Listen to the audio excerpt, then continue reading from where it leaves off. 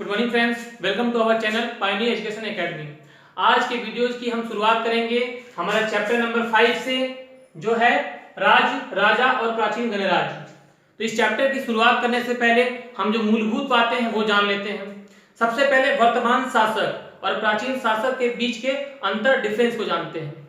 जैसे जो आज हमारे वर्तमान शासक हैं वो उसका चुनाव हम स्वयं करते हैं निर्वाचन प्रणाली के द्वारा, लेकिन प्राचीन काल में इस प्रकार की व्यवस्था नहीं थी।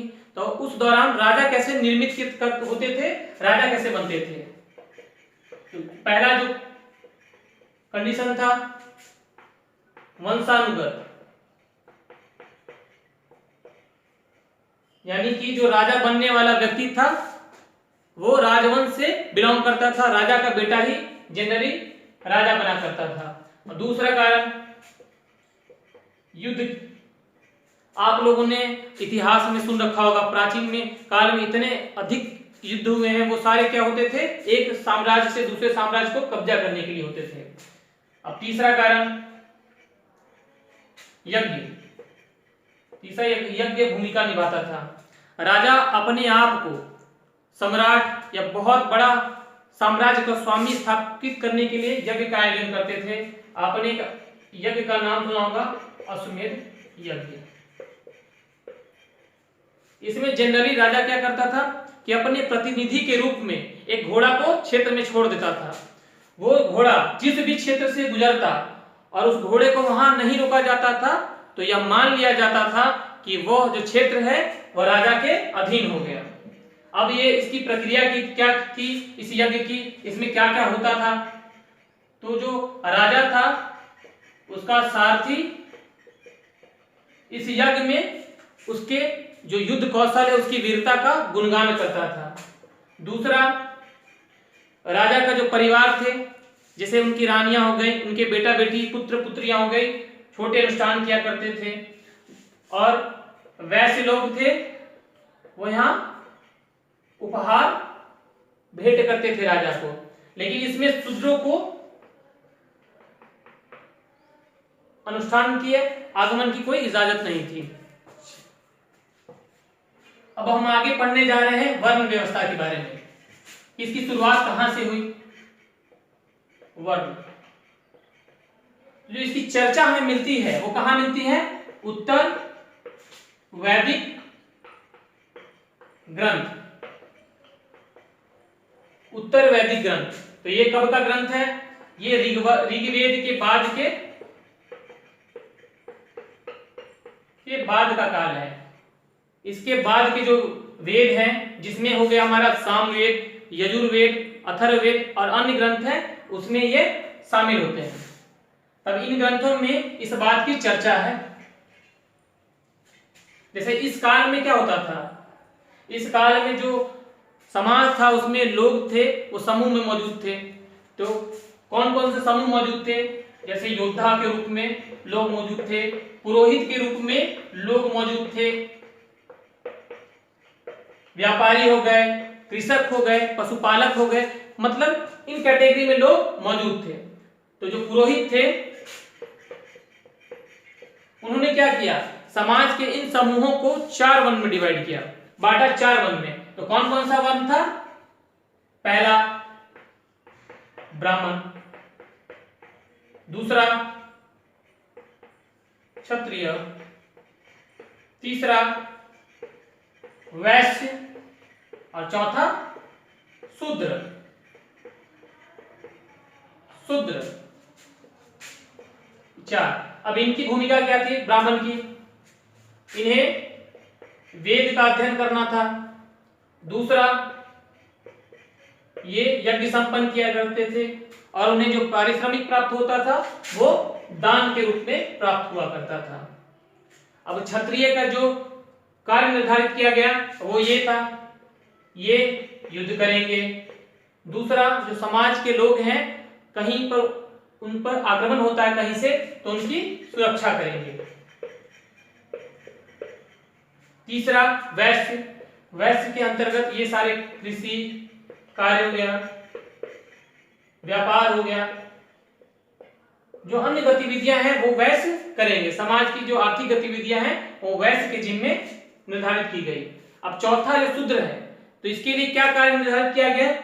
यह वर्ण इन तीनों की सेवा करेगा।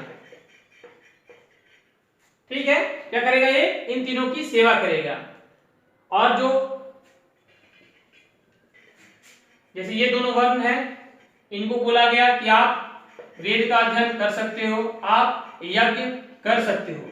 लेकिन जो शूद्र थे उनके लिए ये कंडीशन अप्लाई नहीं थी, उनको ये इन चीजों से वंचित कर दिया गया। और एक और जो सब महिलाएं थी, उनको भी, महिलाओं को भी क्या किया गया? शूद्र की कैटेगरी में रखा गया, इसी कैटेगरी में रखा गया। इन्हें भी, क्योंकि इन्हें भी इन चीजों का अधिकार नहीं था, न उन्हें वेद का अध्ययन करने का अधिकार था, न उन्हें यज्ञ करने का अधिकार था। अब आगे हम पढ़ेंगे जनपद के आधार पर। क्या पढ़ेंगे हम? जनपद। जैसे मैंने पहले की वीडियो में बताया था, जन क्या था? ये लोगों का समूह था, लोगों का समूह मिलकर क्या बनता था? जन बना करता था, एक समुदाय हुआ करता था। अब यही जन है, अनेकों जन मिलके इन लोगों ने क्या किया? एक जनपद का निर्माण किया। जो हालिया खोज हुई है खनन कार्य से जनपद की बस्तियों की, उससे क्या मिला है लोगों को? इससे ये मिला है कि लोग क्या रहते थे? झोपड़ियां मिली, अवशेष मिले हैं उनके। इससे पता चलता है कि लोग झोपड़ियां में रहा करते थे, मवेशी एवं अन्य पशु पाला करते थे। अब जिन फसलों का उत्पादन करते थे वो कौन था? धान, गेहूं, जौ, सरसों, दालें हो गई। ये क्या किया करते थे? इन चीजों का उत्पादन किया करते थे जनपद काल में। और बर्तन मिला है,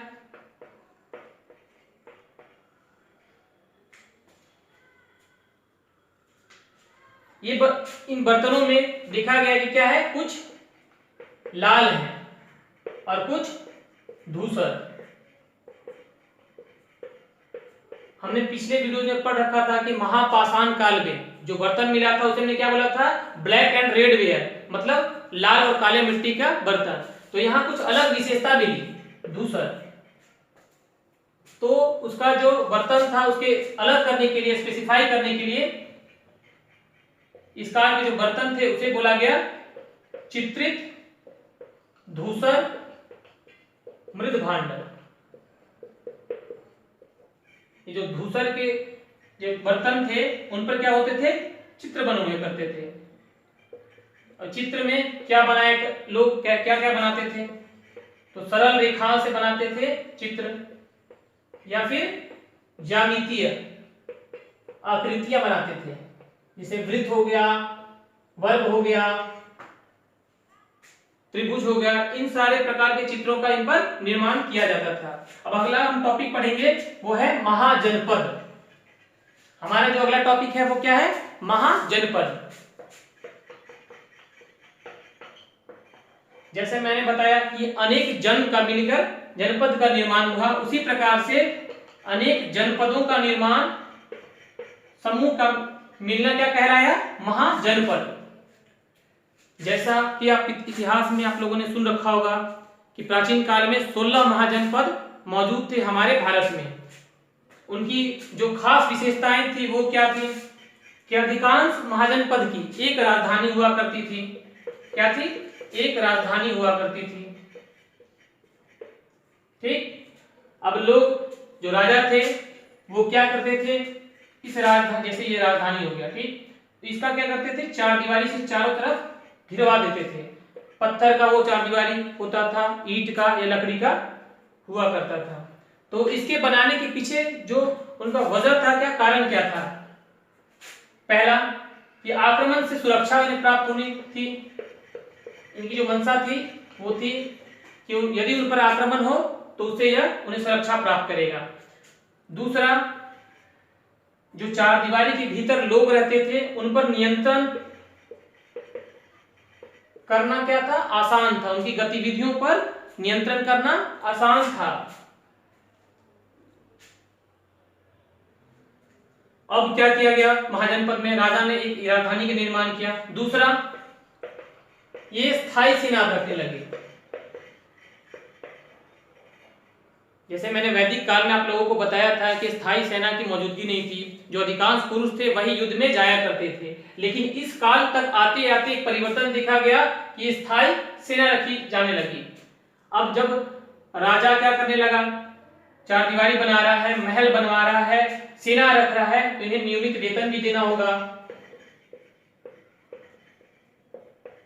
जो कि इन्हें किस रूप में दिया जाता था, आहत मुद्रा, आहत मुद्रा और पंचमांग मुद्रा, जिसके बारे में हम अगले क्लासेस में पढ़ेंगे। तो इतने प्रकार के वो कार्य कर रहा था, तो ऐसे में उसे आय की आवश्यकता पड़ी।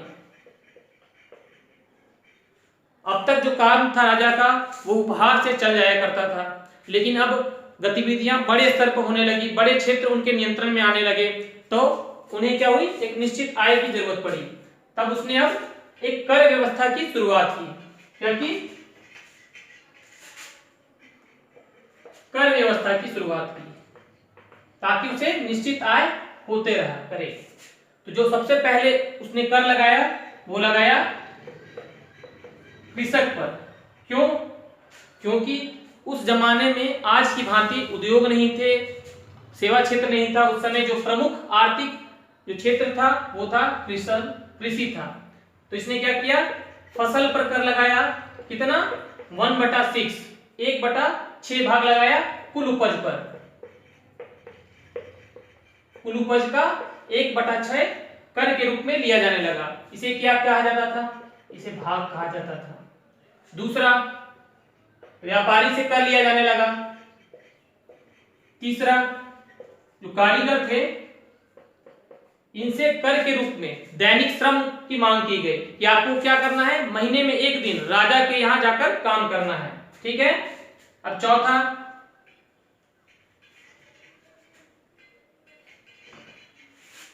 पशुपालक। अब जो पशुपालक थे उनसे कहा गया कि आप क्या करो, चाहे तो मुझे पशु दो, वरना पशु उत्पाद जैसे दूध दही ये सारे दो, या फिर भेड़ हो गए तो ऊन वगैरह का आपूर्ति करो। ठीक।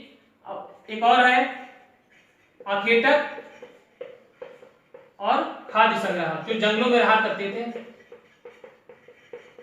इनसे कहा गया कि आप क्या करो, वन उत्पाद की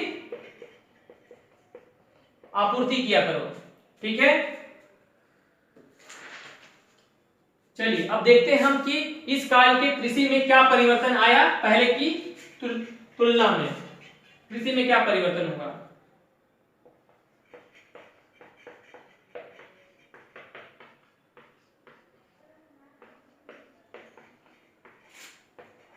तो जो पहला और महत्वपूर्ण परिवर्तन आया कि लोहे का फाल प्रयोग में लाया जाने लगा। मतलब अभी तक जो खेती होती थी वो कैसे होती थी, लकड़ी के हल से, लकड़ी के फाल से। तो जो पहला चेंज आया वो ये कि लोहे का फाल का प्रयोग किया जाने लगा। इससे क्या हुआ, जो उत्पादन है उसमें वृद्धि हो गई। क्या हुआ, उत्पादन में वृद्धि हुई।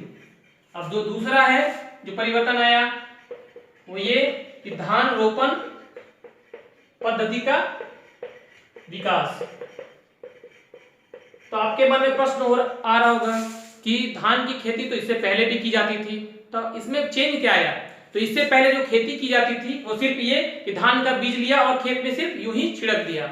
लेकिन अब ये यहाँ पर क्या किया जाने लगा कि धान की पहले नर्सरी तैयार की जाती थी, फिर उसके बाद वहां से उखाड़ कर उसे रोपा जाता था। तो ये चेंजेस आए हैं कृषि में। अब हम जो इस काल का सबसे बड़ा महाजनपद, शक्तिशाली महाजनपद के बारे में अध्ययन करने जा रहे हैं, वो है मगध साम्राज्य और मगध महाजनपद। इसके बारे में मैंने पहले भी आपको बताया था कि ये मौजूद कहाँ था, ये बिहार इनके क्षेत्र में मौजूद था मगध साम्राज्य। लेकिन धीरे धीरे जो इसका विस्तार था साम्राज्य का, वो बढ़ते चलते चलते पूरे भारत के ऊपर हो गया और उत्तर पश्चिमी सीमांत भारतीय महाद्वीप की ओर हो गया।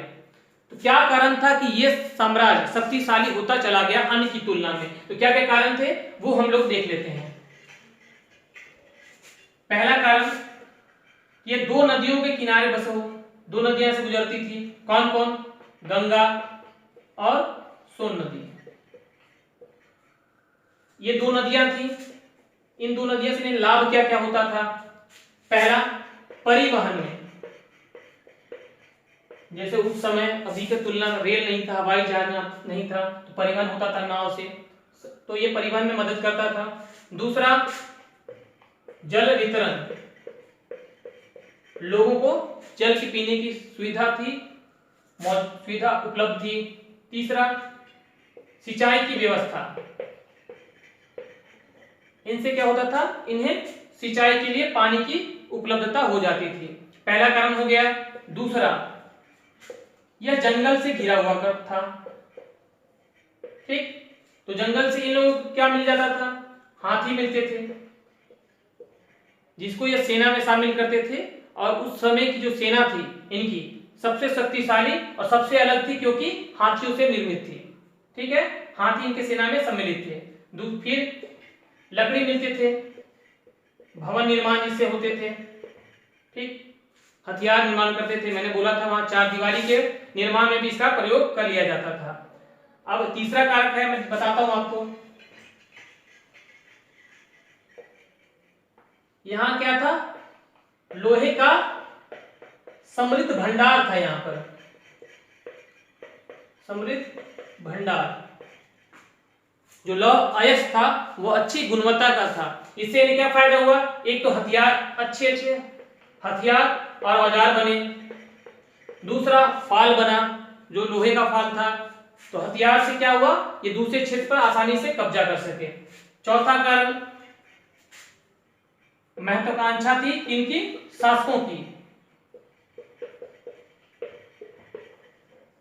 इनकी जो शासक थे वो दूरदर्शी थे और महत्वाकांक्षी थे। आपने नाम सुना होगा बिंबिसार, अजातशत्रु, आगे आने वाले पद्म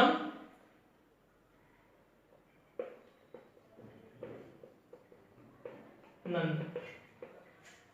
तो इन शासकों ने क्या किया? साम्राज्य का विस्तार किया और भारत का जो सीमा था उसको उत्तर पश्चिमी सीमांत क्षेत्र तक पहुंचा दिया। ठीक है, अब हम अगले जो महाजनपद है उसके बारे में पढ़ने जा रहे हैं। वज्जी,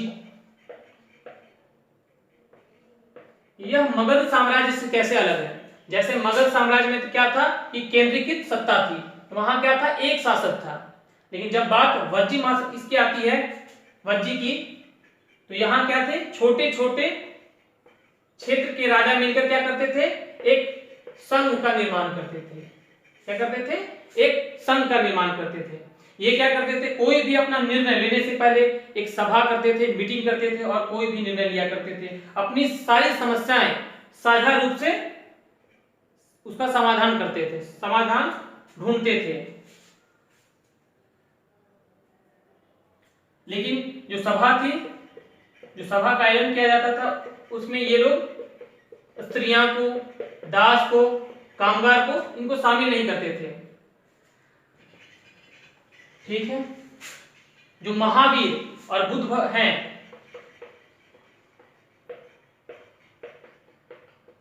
वो क्या थे? इन्हीं संघों से संबद्ध थे, इन्हीं संघों से बिलोंग करते थे, इनसे जुड़ा हुआ करते थे। अब हम जो इस संघ के बारे में जानकारी हमें प्राप्त होती है वो कहां से प्राप्त होती है? हमें बौद्ध साहित्यों से प्राप्त होती है। ठीक है, तो इस वीडियो में इतना ही। नेक्स्ट वीडियो में हम मिलते हैं। ठीक है, बाय, थैंक यू।